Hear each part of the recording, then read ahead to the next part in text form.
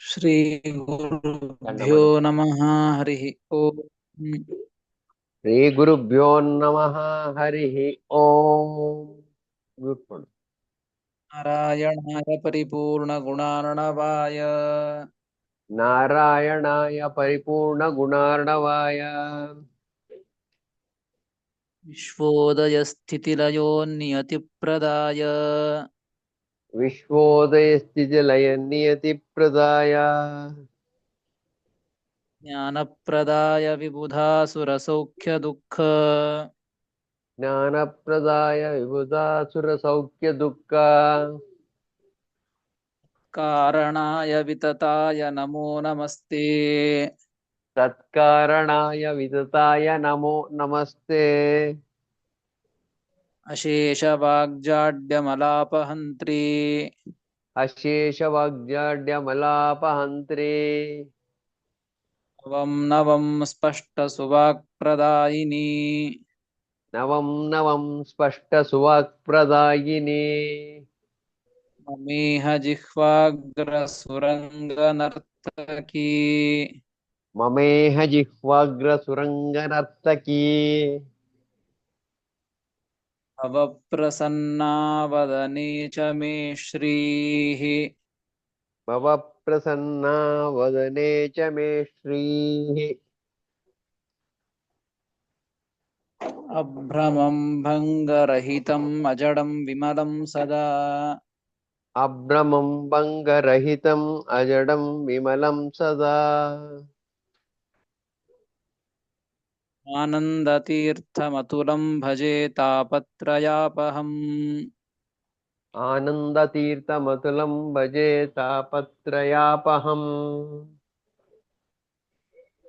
ಯಸ್ಯ ವಾಕ್ಕಾಮಧೇನುರ್ನಃ ಕಾಮಿತಾರ್ಥಾನ್ ಪ್ರಯಚ್ಛತಿ ಯಸ್ಯ ವಾಕ್ಕಾಮಧೇನುರ್ನಃ ಕಾಮಿತಾರ್ಥಾನ್ ಪ್ರಯಚ್ಛತಿ ಸೇವೇತಂ ಜಯ ಯೋಗೀಂದ್ರಂ ಕಾಮಬಾಣಚ್ಛಿದಂ ಸದಾ ಸೇವೆ ತಂ ಜಯ ಯೋಗೀಂದ್ರಂ ಕಾಮಬಾಣಚ್ಛಿದಂ ಸದಾ ಪೂಜ್ಯಾಯ ರಾಘವೇಂದ್ರಾಯ ಸತ್ಯಧರ್ಮರತಾಯ ಚ ಪೂಜ್ಯಾಯ ರಾಘವೇಂದ್ರಾಯ ಸತ್ಯಧರ್ಮರತಾಯ ಚ ಭಜತಾಂ ಕಲ್ಪವೃಕ್ಷಾಯ ನಮತಾಂ ಕಾಮಧೇನವೇ ಭಜತಾಂ ಕಲ್ಪವೃಕ್ಷಾಯ ನಮತಾಂ ಕಾಮಧೇನವೇ ಸತ್ಯಾಭಿಘ್ನಕರಾಬ್ಜೋತ್ಥಾನ್ ಪಂಚಾಶದ್ವರ್ಷಪೂಜಕಾನ್ ಸತ್ಯಾವಿಘ್ನಕರಾಬ್ಜೋಕ್ತಾನ್ ಪಂಚಾಶದ್ವರ್ಷಪೂಜಕಾನ್ ಸತ್ಯಪ್ರಮೋದತೀರ್ಥಾರ್ಯಾನ್ ನೌಮಿನ್ಯಾಯ ಸುಧಾರತಾನ್ ಸತ್ಯಪ್ರಮೋದತೀರ್ಥಾರ್ಯಾನ್ ನೌಮಿ ನ್ಯಾಯಸುಧಾರತಾನ್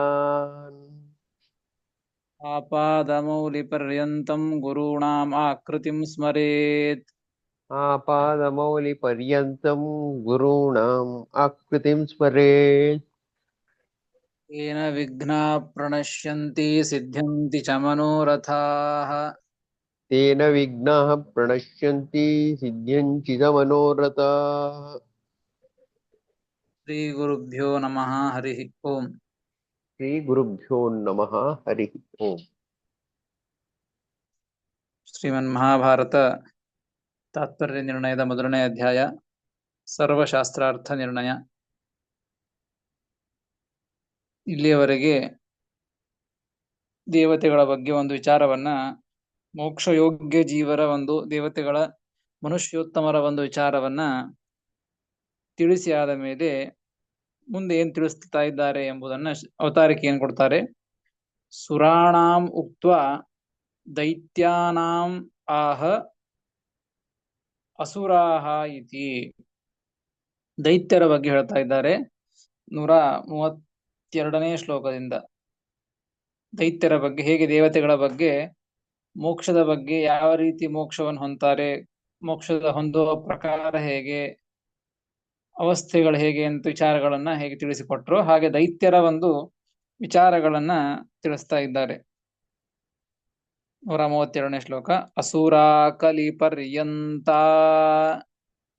ಅಸುರ ಕಲಿಪರ್ಯಂತ ಏವಂ ದುಃಖೋತ್ತರೋತ್ತರಾಃ ಏವಂ ದುಃಖೋತ್ತರೋತ್ತರಾಃ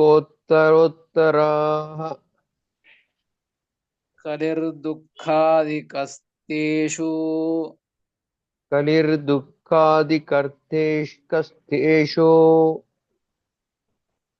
ಏಪ್ಯೇವಂ ಬ್ರಹ್ಮವದ್ಗಣಾಃ ತೇಪ್ಯೇವಂ ಬ್ರಹ್ಮವದ್ಗಣಾಃ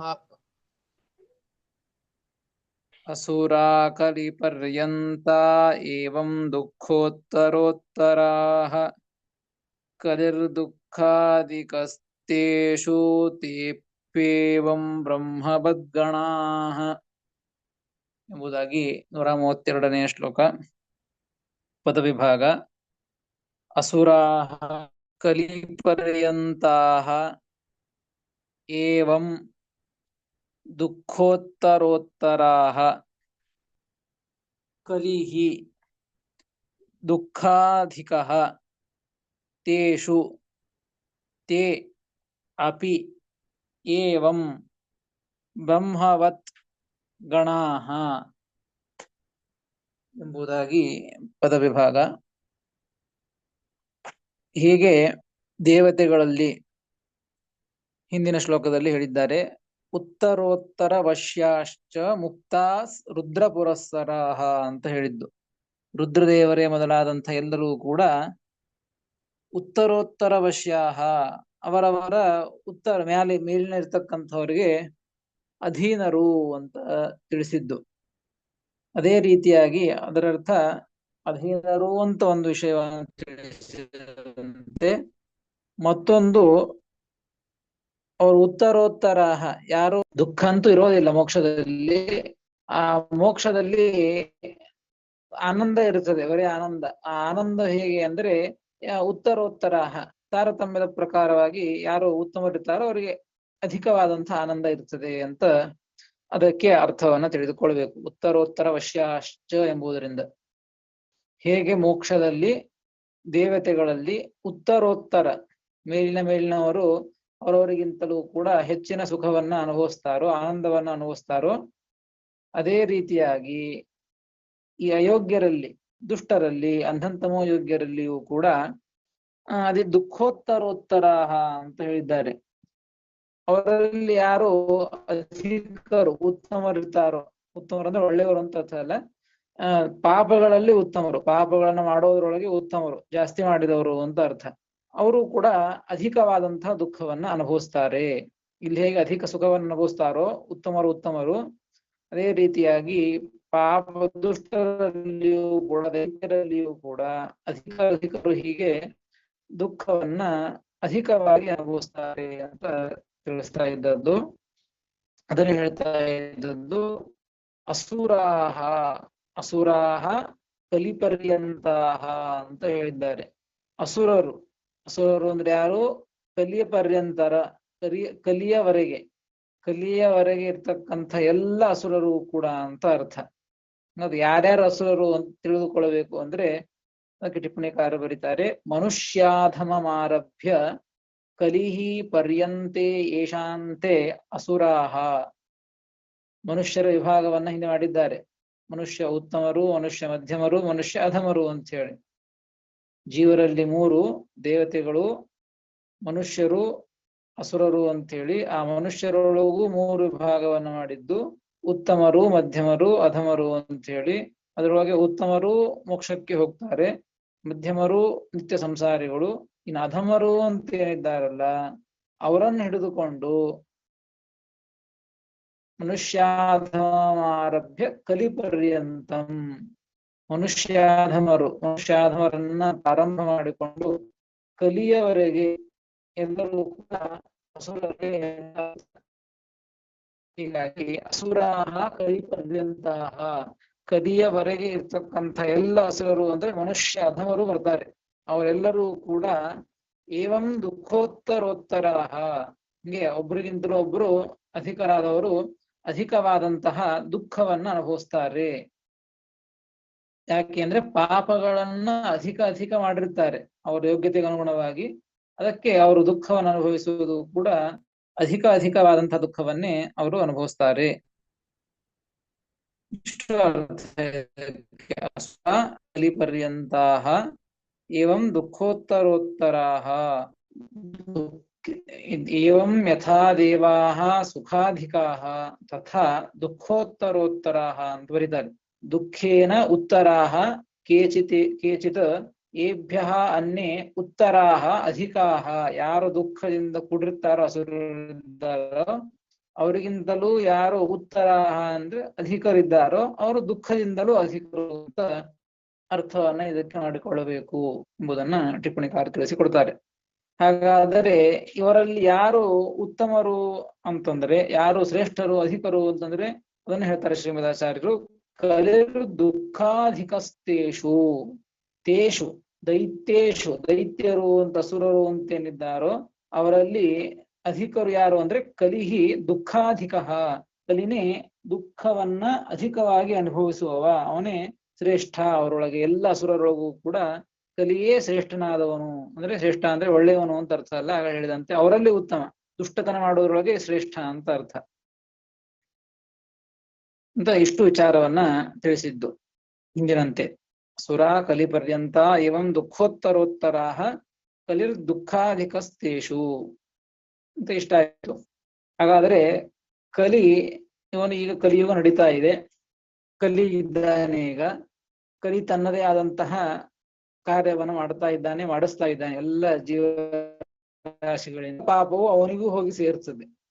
ಕೇವಲ ನಾವು ಪಾಪ ಮಾಡಿದ್ದೇವೆ ಅಂದ್ರೆ ನಮಗೆ ಮಾತ್ರ ಪಾಪ ಬರ್ತದೆ ಅಂತ ಅರ್ಥ ಅಲ್ಲ. ಈ ಪಾಪ ಕೊನೆಗೆ ಸೇರೋದು ಹೋಗಿ ಕಲಿಗೆ. ಒಳ್ಳೆಯ ಗುಣಗಳಲ್ಲಿ ಒಂದು ಕ್ರಮ ಇದೆ. ಏನು ಅಂದ್ರೆ ಗುರು ಪರಂಪರೆಯಲ್ಲಿ ಒಬ್ಬ ಗುರು ತನ್ನ ಶಿಷ್ಯನಿಗೆ ಪಾಠವನ್ನು ಹೇಳಿ ಧರ್ಮವನ್ನ ಆಚರಣೆ ಮಾಡಿಸಿದ ಅಂದ್ರೆ ಅದರೊಳಗೆ ಸ್ವಲ್ಪ ಪುಣ್ಯ ಗುರುಗಳಿಗೆ ಹೋಗ್ತದೆ, ಅವ್ರಿಗೆ ಹೇಳ್ಕೊಟ್ಟಂತ ಗುರುಗಳಿಗೆ ಇನ್ನೂ ಹೆಚ್ಚು ಹೋಗ್ತದೆ. ಹೀಗೆ ಕೊನೆಗೆ ಬ್ರಹ್ಮದೇವರಿಗೆ ಹೋಗಿ ಸೇರ್ತದೆ ಆ ಪುಣ್ಯ ಎಲ್ಲವೂ ಕೂಡ. ಅದೇ ರೀತಿಯಾಗಿ ಕಲಿಯೂ ಕೂಡ ಪಾಪಗಳನ್ನ ಮಾಡಿಸುವ. ಈಗ ಈ ಕಲಿಯುಗ ನಡೀತಾ ಇದೆ, ಪಾಪವನ್ನು ಮಾಡಿಸ್ತಾ ಇದ್ದಾನೆ ಕಲಿ. ತಾನು ಪಾಪಗಳನ್ನ ಎಲ್ಲ ಪಾಪಗಳನ್ನ ಹೊಂದಿ ಕೊನೆಗೆ ಅಂಧನ್ ತಮಸ್ಸಿಗೆ ಹೋಗ್ತಾನೆ ಅಂತ ಹೇಳ್ತೇವೆ. ಹಾಗಾದ್ರೆ ಈಗ ಕಲಿ ಏನಿದ್ದಾನೋ ಇವನಿಗೆ ಒಂದ್ ದಿವಸ ಇಂದಿನ ಕಲ್ಪದಲ್ಲಿ ಅವನಿಗೆ ಅಂಧನ್ ತಮಸ್ಸು ಆಗ್ತದೆ. ಅಂಧನ್ ತಮಸ್ಸು ಆಯ್ತು ಅಂದ್ರೆ ಮುಂದೆ ಏನು, ಮುಂದೆ ಹೇಗೆ? ಕಲಿ ಹೋದ ಅಂದ್ರೆ ಮುಂದೆ ಕಲಿ ಇರಲ್ವಾ? ಕಲಿನೇ ಇರೋದಿಲ್ವಾ? ಕಲಿಯ ಬಾಧೆ ಇರೋದಿಲ್ವಾ ಅಂತ ಪ್ರಶ್ನೆ. ಇದಾನೀಂತನಸ್ಯ ನರಕಪಾತೆ. ಇದಾನೀಂತನ ಅಂದ್ರೆ ಈಗಿರ್ತಕ್ಕಂತಹ ಕಲಿಗೆ ನರಕಪಾತೆ, ಅಂಧನ್ ತಮಸ್ಸು ಆಯ್ತು ಅಂತಂದ್ರೆ ಅಗ್ರೇ ಕಥಂ. ಅಂಧನ್ ತಮಸ್ಸಿಗೆ ಹೋಗ್ಬಿಟ್ರೆ ಮತ್ತೆ ಹೊಳ್ಳಿ ಬರೋದಿಲ್ಲ. ಮೋಕ್ಷಕ್ಕೆ ಹೋದ್ರೆ ಹೇಗೆ ಹೊಳ್ಳಿ ಬರೋದಿಲ್ವೋ ಹಾಗೆ ಅಂಧನ್ ತಮಸ್ಸಿಗೆ ಹೋಗ್ಬಿಟ್ರೆ ಮತ್ತೆ ಹೊಳ್ಳಿ ಈ ಜಗತ್ತಿಗೆ ಭೂಲೋಕಕ್ಕೆ ಬರೋದಿಲ್ಲ ಅಂತ ಇದೆ. ಅಂದ ಮೇಲೆ ಕಲಿಯ ಒಂದು ಸಾಧನ, ಪಾಪದ ಸಾಧನ ಅಂತಂದ್ರೆ ಆ ಕಲಿ ಮತ್ತೆ ಕಲಿಯ ಬಾಧೆ ಇಲ್ವಾ, ಮತ್ತೆ ಮುಂದೆ ಕಲಿ ಹೇಗೆ ಅಂತ ಪ್ರಶ್ನೆ ಮಾಡಿಕೊಂಡು ಅದಕ್ಕೆ ಶ್ರೀಮದಾಚಾರ್ಯರು ಉತ್ತರವನ್ನ ಕೊಡ್ತಾ ಇದ್ದಾರೆ. ತೇಪೇವಂ ಬ್ರಹ್ಮವದ್ಗಣಾಹ. ಅವರು ಕೂಡ ಕಲಿಗಳು ಕೂಡ ಹೇಗಿದ್ದಾರೆ ಅಂದ್ರೆ ಬ್ರಹ್ಮವದ್ಗಣಾಹ. ಅಸುರರಲ್ಲಿಯೂ ಕೂಡ ಬ್ರಹ್ಮದೇವರ ಒಂದು ಗಣ ಇದ್ದಂತೆ. ಈಗಿನ ಬ್ರಹ್ಮದೇವರಿದ್ದಾರೆ. ಈಗಿನ ಬ್ರಹ್ಮದೇವರಿಗೆ ಸಾಧನೆಯಾಯ್ತು, 100 ವರ್ಷ ಆಯ್ತು ಅಂತಂದ್ರೆ ಮೋಕ್ಷಕ್ಕೆ ಹೋಗ್ತಾರೆ. ಈ ಬ್ರಹ್ಮದೇವರ ಮೋಕ್ಷಕ್ಕೆ ಹೋದರು ಅಂದ ಮಾತ್ರಕ್ಕೆ ಈ ಬ್ರಹ್ಮದೇವರೇ ಇಲ್ಲ ಅಂತ ಆಗೋದಿಲ್ಲ. ಮತ್ತೆ ಮುಂದಿನ ಕಲ್ಪದಲ್ಲಿ ಈಗ ಇರುವಂತಹ ವಾಯುದೇವರೇ ರುಜುಗಳೇ ಬ್ರಹ್ಮದೇವರಾಗೋದು. ಹೀಗೆ ಒಂದು ಗಣನೆ ಇದೆ, ರುಜುಗಣ ಅಂತ ಹೇಳಿ. ಅದು ಮುಗಿಯೋದೇ ಇಲ್ಲ, ಅನಂತ ಜೀವರಾಶಿಗಳಿದ್ದಾರೆ. ಹಾಗೆ ಬ್ರಹ್ಮವದ್ಗಣ, ಬ್ರಹ್ಮದೇವರ ಒಂದು ಪದವಿಗೆ ಬರಬೇಕಾದರೆ ಏನೋ ಒಂದು ಗಣ ಇದೆಯೋ ರುಜುಗಣ ಅಂತ ಹೇಳಿ, ಅದೇ ರೀತಿಯಾಗಿ ಕಲಿ ಈಗ ಕಲಿ ಇರ್ತಕ್ಕಂತಹ ಕಲಿ ಒಂದು ಮುಗಿ ಹೋದ, ಅಂಧನ್ ತಮಸ್ಸಿಗೆ ಹೋದ ಅಂದ್ರೆ ಮುಗಿದೋಯ್ತು ಅಂತ ಅರ್ಥ ಅಲ್ಲ. ಈ ಕಲಿ ಸ್ಥಾನಕ್ಕೂ ಕೂಡ ಅನೇಕ ಜೀವರಾಶಿಗಳಿದ್ದಾರೆ. ಆ ಪದವಿಯನ್ನು ಹೊಂದಲಿಕ್ಕೆ, ಆ ದುಷ್ಟ ಪದವಿಯನ್ನು ಹೊಂದಲಿಕ್ಕೆ ಅನೇಕ ಅಸುರರಿದ್ದಾರೆ. ಅವರೇ ಕಲಿ ಆಗ್ತಾರೆ. ಅವ್ರದೇ ಒಂದು ಗಣ ಬೇರೆ ಇದೆ. ಕಲಿಯಾಗುವಂತಹ ಅಸುರರ ಗಣವೇ ಬೇರೆ ಇದೆ, ಆ ಜೀವರಾಶಿಗಳ ಗಣವೇ ಬೇರೆ ಇದೆ. ಹೀಗಾಗಿ ಈ ಕಲಿ ತಾನು ತನ್ನ ಸಾಧನೆಯನ್ನ ಪೂರ್ಣ ಮಾಡಿಕೊಂಡು ಅಂಧಂತಮಸ್ಸಿಗೆ ಹೋದ ಮಾತ್ರಕ್ಕೆ ಮುಂದೆ ಕಲಿನೇ ಇಲ್ಲ ಅಂತ ಪ್ರಶ್ನೆ ಮಾಡಿಕೊಳ್ಳಬೇಡಿ. ತೇಪ್ಪೇವಂ ಬ್ರಹ್ಮವದ್ಗಣಾಃ, ಬ್ರಹ್ಮದೇವರ ಗಣ ಇದ್ದಂತೆ, ರುಜುಗಣ ಇದ್ದಂತೆ ಈ ಕಲಿಯ ಪದವಿಯನ್ನು ಹೊಂದುವಂತಹ ಒಂದು ಜೀವರ ಗಣ ಇದೆ ಎಂಬುದನ್ನ ಶ್ರೀಮದಾಚಾರ್ಯರು ಈ ರೀತಿಯಾಗಿ ತಿಳಿಸ್ತಾರೆ. ಮತ್ತೆ ಆ ಕಲಿ ತನ್ನ ದುಷ್ಟತ್ವವನ್ನ ಮಾಡಿಸ್ತಾನೆ. ಅವನು ತನ್ನ ಸಾಧನೆ ಪೂರ್ಣ ಆಯ್ತು ಅಂದ್ರೆ ಅಂಧಂತಮಸ್ಸಿಗೆ ಹೋಗ್ತಾನೆ. ಇವನೇ ಎಲ್ಲ ಅಸುರರಲ್ಲಿ ದೈತ್ಯರಲ್ಲಿ ಶ್ರೇಷ್ಠನಾದವನು ಅಂತ ವಿಚಾರವನ್ನ ತಿಳಿಸಿಕೊಟ್ರು. ಇದ್ರ ಮುಂದೆ ಇದಾದ ಮೇಲೆ ಕಲೇಹೇ ಉಕ್ತ ಅನ್ಯೇಷಾಮಾಹ, ಕಲಿಯ ಬಗ್ಗೆ ಹೇಳಿ ಇನ್ನು ಉಳಿದವರ ಬಗ್ಗೆ ತಿಳಿಸ್ತಾ ಇದ್ದಾರೆ.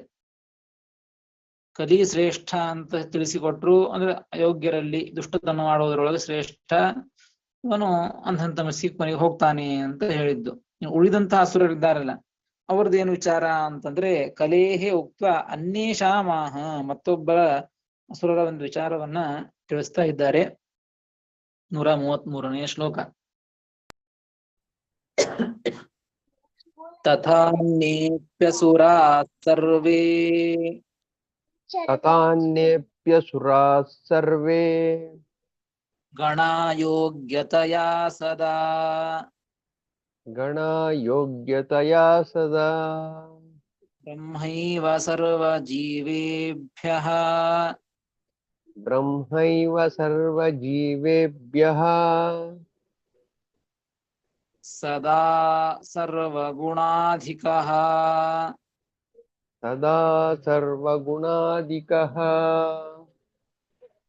ತಥಾನ್ಯೇಪ್ಯಸುರಾಃ ಸರ್ವೇ ಗಣಯೋಗ್ಯತಯಾ ಸದಾ ಬ್ರಹ್ಮೈವ ಸರ್ವಜೀವೇಭ್ಯಃ ಸದಾ ಸರ್ವಗುಣಾಧಿಕಃ ಎಂಬುದಾಗಿ 133ನೇ ಶ್ಲೋಕ.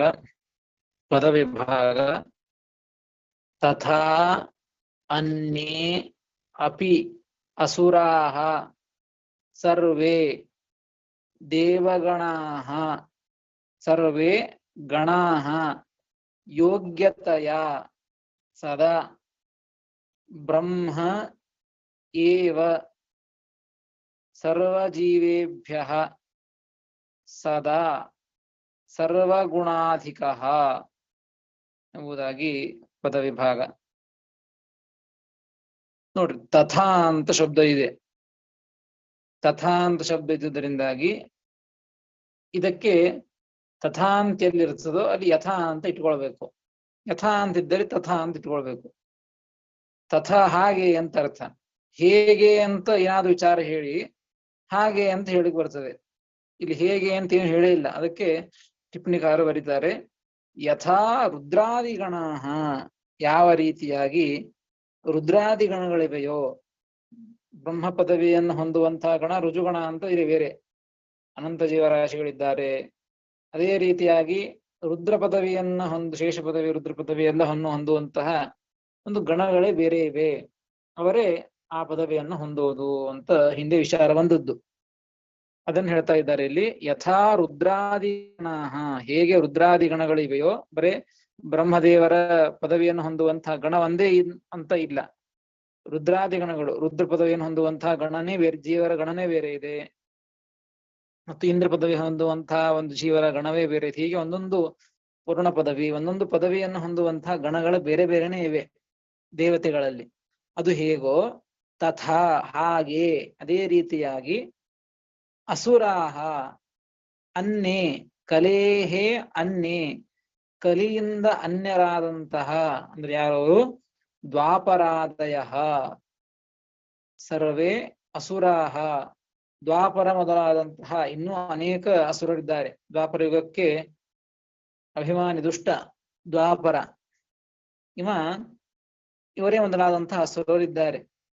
ಅವರು ಕೂಡ, ಅವರ ಗಣಗಳು ಕೂಡ ಇವೆ. ದ್ವಾಪರ ಅಂತ ಒಬ್ಬನೇ ಇದ್ದಾನೆ, ತನ್ನ ಪಾಪ ಕರ್ಮ ಆಯ್ತು, ಸಾಧನೆ ಆಯ್ತು ಅಂದ್ರೆ ಅಂಧಂತಮಸ್ಸಿಗೆ ಹೋಗ್ಬಿಡ್ತಾನೆ ಅಂತ ಅರ್ಥ ಅಲ್ಲ. ಆ ಜಾಗಕ್ಕೆ, ಆ ಪದವಿಗೆ ಮತ್ತೊಬ್ಬ ಜೀವ ಬರ್ತಾನೆ. ಹೇಗೆ ಬ್ರಹ್ಮ ಗಣ ಒಂದೇ ಅಂತಿಲ್ವೋ, ರುದ್ರಾದಿ ಗಣಗಳಿವೆಯೋ ಹಾಗೆ ಕಲಿಯ ಸ್ಥಾನವನ್ನು ಹೊಂದುವಂತಹ ಒಂದು ಗಣ ಮಾತ್ರ ಒಂದೇ ಇಲ್ಲ. ದ್ವಾಪರ ಅಂತ ಅಸುರ, ಆ ಅಸುರ ಪದವಿಯನ್ನು ಹೊಂದುವಂತಹ ಗಣಗಳು ಬೇರೆ ಬೇರೆ ಇವೆ.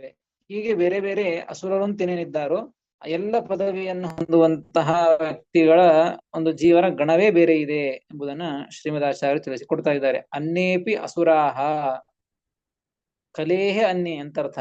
ಕಲಿಯಿಂದ ಅನ್ಯರಾದಂತಹ ದ್ವಾಪರಾದಯ ಸರ್ವೇ ಅಸುರಾಹ ಯೋಗ್ಯತೆಯ ಗಣಾಹ ಬಹವಃ ಸದಾ ಸಂತಿ. ಯೋಗ್ಯತೆಯ, ಅವರವರ ಯೋಗ್ಯತೆಗೆ ಅನುಗುಣವಾಗಿ ಅವರ ಗಣಗಳು ಕೂಡ ಬರೀ ಯಾವಾಗ ಒಂದು ಬಾರಿ ಅಂತಲ್ಲ, ಸದಾ ಸಂತಿ, ಎಲ್ಲ ಗಣಗಳು ಕೂಡ ಯಾವಾಗಲೂ ಇದ್ದೇ ಇರ್ತವೆ. ಅಂದ್ರೆ ಅನಂತ ಜೀವರಿದ್ದಾರೆ. ಒಂದೊಂದು ಗಣಕ್ಕೆ ಹೋಗಬೇಕಾದರೆ ಅನಂತ ಜೀವರಾಶಿಗಳಿದ್ದಾರೆ, ಮುಗೀತು ಅಂತ ಇಲ್ಲವೇ ಇಲ್ಲ. ಹೀಗಾಗಿ ಕಲಿ ಅಂತ ಒಬ್ಬನೇ ಇಲ್ಲ, ಕಲಿಗೆ ಪದವಿಯನ್ನು ಹೊಂದುವಂತಹ ಜೀವರ ಗಣವೇ ಬೇರೆ ಇದೆ. ಅದೇ ರೀತಿಯಾಗಿ ಇದೊಂದೇ ಗಣ ಅಂತಲ್ಲ, ದ್ವಾಪರ, ಹೀಗೆ ಅನೇಕ ಅಸುರರು, ದೊಡ್ಡ ದೊಡ್ಡ ಅಸುರರ ಒಂದು ಸ್ಥಾನಕ್ಕೆ ಬರುವಂತಹ ಗಣಗಳು ಯಾವಾಗಲೂ ಇದ್ದೇ ಇರ್ತವೆ, ಆ ಜೀವರ ಗಣಗಳು ಎಂಬುದನ್ನ ವಿಚಾರವನ್ನ ತಿಳಿಸಿಕೊಟ್ರು ಶ್ರೀಮದಾಚಾರ್ಯರು. ತಥಾನ್ಯೇಪ್ಯಸುರಾ ಸರ್ವೇ ಗಣಾಯೋಗ್ಯತೆಯ ಸದಾ ಅಂತ ಈ ರೀತಿಯಾಗಿ ಒಂದು ವಿಚಾರವನ್ನ ದೇವತೆಗಳ ಬಗ್ಗೆಯೂ ಇದೇ ರೀತಿ ವಿಚಾರವನ್ನು ತಿಳಿಸಿದ್ದು, ಅಸುರರ ಬಗ್ಗೆಯೂ ಒಂದು ಇದೇ ರೀತಿ ವಿಚಾರವನ್ನ ತಿಳಿಸಿದ್ದು. ದೇವತೆಗಳಲ್ಲಿಯೂ ಗಣಗಳಿವೆ, ಬ್ರಹ್ಮ ಪದವಿಗೆ ಒಂದೇ ಗಣ ಅಂತಲ್ಲ, ಇನ್ನು ಬೇರೆ ಬೇರೆ ಪದವಿಯೂ ಗಣಗಳಿವೆಯೋ ಅದೇ ರೀತಿಯಾಗಿ ಅಸುರರಲ್ಲಿಯೂ ಕೂಡ ಕಲಿ ಪದವಿಯನ್ನು ಹೊಂದುವಂತಹ ಒಂದೇ ಗಣ ಇಲ್ಲ, ಬೇರೆ ಬೇರೆ ಪದವಿಯನ್ನು ಹೊಂದುವಂತಹ ಗಣಗಳು ಇವೆ ಎಂಬುದನ್ನ ದೇವತೆಗಳಿಗೂ ಅಸುರರಿಗೂ, ಎರಡು ದೇವತೆಗಳು ಅಸುರರು ಇಬ್ಬರ ಒಂದು ವಿಚಾರಗಳನ್ನ ಯಾವ ರೀತಿಯಾಗಿ ಎಂಬುದನ್ನ ತಿಳಿಸಿ ಮತ್ತೆ ಮುಂದೆ ದೇವತೆಗಳ ಬಗ್ಗೆ ತಿಳಿಸ್ತಾರೆ. ಹಿಂದೆ ಇಲ್ಲಿಗೆ ಮುಗಿದಿತ್ತು. ಏನು ಅಂದ್ರೆ 131ನೇ ಶ್ಲೋಕದಲ್ಲಿ ಉತ್ತರೋತ್ತರ ವಶ್ಯಾಶ್ಚ ಮುಕ್ತಾ ರುದ್ರ ಪುರಸ್ಸರಾಹ ಅಂತ ಹೇಳಿದ್ದು. ರುದ್ರದೇವರೇ ಮೊದಲಾದವರು ಹೇಗೆ ಅಂತಂದ್ರೆ ಉತ್ತರೋತ್ತರ ವಶ್ಯಾಹ, ತಮಗಿಂತಲೂ ಮೇಲಿಂದ ಎಲ್ಲರೂ ಕೂಡ ವಶರಾಗಿ ಇದ್ದವರು, ಅಧೀನರಾಗಿ ಇದ್ದವರು ಅಂತ ರುದ್ರದೇವರವರೆಗೆ ಮಾತ್ರ ಹೇಳಿದ್ದು. ಅಲ್ಲಿ ರುದ್ರದೇವರನ್ನ ಶೇಷದೇವರು ಅಂತ ಅರ್ಥ, ಶೇಷಗರುಡರು ಒಂದೇ ಅದನ್ನ ಹೇಳ್ತಾರೆ. ಪೂರ್ವಂ ಶೇಷ ಪರ್ಯಂತಮೇವ ರುದ್ರ ಪುರಸ್ಸರಾಹ ಇತ್ಯನೇನ ಉಕ್ತತ್ವಾತ್. ಅಲ್ಲಿಯವರೆಗೆ ಯಾರಿಗೆ ಯಾರು ಶ್ರೇಷ್ಠರು, ಯಾರಿಗೆ ಯಾರು ಹೆಚ್ಚಿಗೆ ಅಧಿಕ ಆನಂದವನ್ನ ಹೊಂತಾರೆ ಅಂತ ವಿಚಾರವನ್ನು ತಿಳಿಸಿದ್ದು. ಹಾಗಾದರೆ ಅಲ್ಲಿಗೆ ಮುಗಿತಾ ಅಂತ ಪ್ರಶ್ನೆ ಮಾಡಿಕೊಂಡು ಉತ್ತರವನ್ನು ಕೊಡ್ತಾ ಇದ್ದಾರೆ. ಇದಕ್ಕಿಂತಲೂ ಬ್ರಹ್ಮದೇವರು ಇದ್ದಾರೆ, ಬ್ರಹ್ಮದೇವರು ಎಲ್ಲರಿಗಿಂತಲೂ ಕೂಡ ಅಧಿಕರು ಎಂಬುದನ್ನ ಈ ಪಾದದಲ್ಲಿ ಹೇಳ್ತಾ ಇದ್ದಾರೆ. 2 ಪಾದಗಳಲ್ಲಿ ಬ್ರಹ್ಮೈವ ಸರ್ವಜೀವೇಭ್ಯ, ಬ್ರಹ್ಮದೇವ ಎಲ್ಲ ಜೀವರಿಗಿಂತಲೂ ಕೂಡ ಸದಾ ಸರ್ವಗುಣಾಧಿಕ, ಯಾವಾಗಲೂ ಎಲ್ಲ ಗುಣಗಳಿಂದ ಅಧಿಕರು ಬ್ರಹ್ಮದೇವರು. ನೋಡಿ, ಯಾವಾಗ ಒಂದು ಬಾರಿ ಅಧಿಕರು ಅಂತಲ್ಲ, ಯಾವಾಗಲೂ ಅಧಿಕರು, ಎಲ್ಲರಿಗಿಂತಲೂ ಯಾವಾಗಲೂ ಅಧಿಕರು. ಯಾವುದೋ ಒಂದು ಗುಣದಿಂದ ಅಧಿಕರು ಅಂತೂ ಅರ್ಥ ಅಲ್ಲ, ಸರ್ವಗುಣಾಧಿಕ, ಎಲ್ಲ ಗುಣಗಳಿಂದ ಎಲ್ಲರಿಂದ ಯಾವಾಗಲೂ ಕೂಡ ಬ್ರಹ್ಮದೇವರೇ ಅಧಿಕರು ಎಂಬುದನ್ನ ಇಲ್ಲಿ ವಿಚಾರವನ್ನ ತಿಳಿಸ್ತಾ ಇದ್ದಾರೆ. ಬ್ರಹ್ಮೈವ ಸರ್ವಜೀವೇಭ್ಯ ಸದಾ ಸರ್ವಗುಣಾಧಿಕ, ಬ್ರಹ್ಮದೇವರ ಎಲ್ಲ ವ್ಯಕ್ತಿಗಳಿಗಿಂತಲೂ ಎಲ್ಲ ಜೀವರಿಗಿಂತಲೂ, ಬರೇ ದೇವತೆಗಳು ಅಂತಷ್ಟೇ ಅಲ್ಲ, ಕಲಿ ಅಸುರರಲ್ಲಿ ಉತ್ತಮ ಅಂತಾಗಿರಬಹುದು, ಆದರೆ ಬ್ರಹ್ಮದೇವರು ದೇವತೆಗಳಲ್ಲಿ ಉತ್ತಮರು ಅಂತ ಇಷ್ಟೇ ಅಲ್ಲ, ಎಲ್ಲ ಜೀವರು, ಸರ್ವ ಜೀವೇಭ್ಯ ಅಂತ ಶ್ರೀಮದಾಚಾರ್ಯ ಶಬ್ದವನ್ನು ಆಡಿದ್ದು, ಸರ್ವ ದೇವೇಭ್ಯ ಅಂತ ಆಡ್ಲಿಲ್ಲ. ಎಲ್ಲ ಜೀವರಿಗಿಂತಲೂ ಕೂಡ ಅಸುರರು ಬರ್ತಾರೆ, ಕಲಿಯೂ ಬರ್ತಾನೆ. ಆ ಕಲಿಗಿಂತ ಎಲ್ಲರಿಗಿಂತಲೂ ಕೂಡ ಒಳ್ಳೆಯವರಿಗಿಂತಲೇನೆ ಉತ್ತಮರು ಅಂತಂದ ಮೇಲೆ ದುಷ್ಟರಿಗಿಂತ ಉತ್ತಮ ಅಂತ ಹೇಳೋದೇನು? ಹೀಗಾಗಿ ಒಟ್ಟು ಎಲ್ಲ ಜೀವಗಳಿಂದಲೂ ಕೂಡ, ಎಲ್ಲ ಗುಣಗಳಿಂದಲೂ ಕೂಡ ಬ್ರಹ್ಮದೇವರು, ಚತುರ್ಮುಖ ಬ್ರಹ್ಮದೇವರು ಅಧಿಕರು ಎಂಬುದನ್ನ ತಿಳಿಸ್ತಾರೆ. ಇದಾದ ಮೇಲೆ ಸರ್ವ ಮುಕ್ತಾಧಿಪತಿತ್ವೇ ಬ್ರಹ್ಮಣಃ ಉಕ್ತೆ ಅಸ್ಯ ಅಧಿಪತಿ ಅನ್ಯೋ ನಾಸ್ತಿ ಇತಿ ಪ್ರಾಪ್ತಂ ಅತಃ ಆಹ ಆಶ್ರಯ ಇತಿ. ಇಲ್ಲೇನ್ ಹೇಳಿದ್ದಿಲ್ಲಿ 133ನೆಯ ಕೊನೆಯ 2 ಪಾದಗಳಲ್ಲಿ ಬ್ರಹ್ಮದೇವರು ಎಲ್ಲ ಜೀವರಿಗಿಂತಲೂ ಎಲ್ಲ ಗುಣಗಳಿಂದಲೂ ಅಧಿಕರು ಅಂತ ಹೇಳಿದ್ದು. ಹಾಗಾದರೆ ಎಲ್ಲರಿಗಿಂತಲೂ ಅಧಿಕರು, ಎಲ್ಲರಿಗೂ ಒಡೆಯರು, ಎಲ್ಲರಿಗೂ ಅಧಿಪತಿಗಳು ಅಂತ ಹೇಳಿದಂತೆ ಆಯ್ತು ಬ್ರಹ್ಮದೇವರನ್ನ. ಸರ್ವಮುಕ್ತಾಧಿಪತಿತ್ವೇ ಬ್ರಹ್ಮಣಃ ಉಕ್ತೆ, ಎಲ್ಲ ಮುಕ್ತರಿಗೂ ಅಧಿಪತಿಗಳು ಅಂತ ಬ್ರಹ್ಮದೇವರಿಗೆ ಹೇಳಿಬಿಟ್ರೆ, ಹಾಗಾದ್ರೆ ಬ್ರಹ್ಮದೇವರಿಗೆ ಅಧಿಪತಿಗಳು, ಒಡೆಯನು ಯಾರು ಇಲ್ವಾ ಅಂತ ಪ್ರಶ್ನೆ ಬರುತ್ತದೆ. ಅನ್ಯೋ ನಾಸ್ತಿ ಇತಿ ಪ್ರಾಪ್ತಂ, ಇವರಿಗಿಂತಲೂ ಬೇರೆ ಅಧಿಪತಿಗಳಿಲ್ಲವೇನೋ ಅಂತ ಪ್ರಶ್ನೆ ಬಂದ್ರೆ ಅದಕ್ಕೆ ಉತ್ತರವನ್ನ ಕೊಡ್ತಾ ಇದ್ದಾರೆ 134ನೇ ಶ್ಲೋಕ. ಮುಕ್ತೋಪಿ ಸರ್ವ ಮುಕ್ತಾನಾಂ ಮುಕ್ತೋಪಿ ಸರ್ವಮುಕ್ತಾನಾಂ ಆಧಿಪತ್ಯೇ ಸ್ಥಿತಃ ಸದಾ ಆಧಿಪತ್ಯೇ ಸ್ಥಿತಃ ಸದಾ ಶ್ರಯಸ್ತಸ್ಯ ಭಗವಾನ್ ಶ್ರೇಯಸ್ತಸ್ಯ ಭಗವಾನ್ ಆಶ್ರಯಸ್ತಸ್ಯ ಭಗವಾನ್ ಆಶ್ರಯಸ್ತಸ್ಯ ಭಗವಾನ್ ಸದಾ ನಾರಾಯಣ ಪ್ರಭುಃ. ಸದಾ ನಾರಾಯಣ ಪ್ರಭುಃ. ತೋಪಿ ಸರ್ವಮುಕ್ತಾನಾಂ ಆಧಿಪತ್ಯೇ ಸ್ಥಿತಃ ಸದಾ ಆಶ್ರಯಸ್ತಸ್ಯ ಭಗವಾನ್ ಸದಾ ನಾರಾಯಣ ಪ್ರಭುಃ ಎಂಬುದಾಗಿ 134ನೆಯ ಶ್ಲೋಕ ಪದವಿಭಾಗ. ಮುಕ್ತಃ ಅಪಿ ಸರ್ವಮುಕ್ತಾನಾಂ ಆಧಿಪತ್ಯೇ ಸ್ಥಿತಃ ಸದಾ ಸದಾ ಆಶ್ರಯಃ ತಸ್ಯ ಭಗವಾನ್ ಸದಾ ನಾರಾಯಣಃ ಪ್ರಭುಃ ಎಂಬುದಾಗಿ ಪದವಿಭಾಗ. ನೋಡ್ರಿ, ಮುಕ್ತೋಪಿ ಸರ್ವಮುಕ್ತಾನಾಂ, ಬ್ರಹ್ಮದೇವರು ಮುಕ್ತರಾದ ಮೇಲೆಯೂ ಕೂಡ ಮುಕ್ತೋಪಿ ಮುಕ್ತರಾದಂತಹ ಬ್ರಹ್ಮದೇವರು ಸರ್ವಮುಕ್ತಾನಾಂ ಆಧಿಪತ್ಯೇ ಸದಾ ಸ್ಥಿತಃ, ಎಲ್ಲ ಮುಕ್ತರಿಗೂ ಕೂಡ ಅಧಿಪತಿಯಾಗಿನೇ ಇರ್ತಾರೆ. ಅವರು ಎಲ್ಲ ಮುಕ್ತರಿಗೂ ಎಲ್ಲರಿಗಿಂತಲೂ ಉತ್ತಮರಾಗಿಯೇ ಅವರೆಲ್ಲರಿಗೂ ಅಧಿಪತಿಗಳಾಗಿ ಒಡೆಯರಾಗಿಯೇ ಬ್ರಹ್ಮದೇವರು ಇರ್ತಾರೆ ಅಂತ ಹೇಳಿದ್ದು.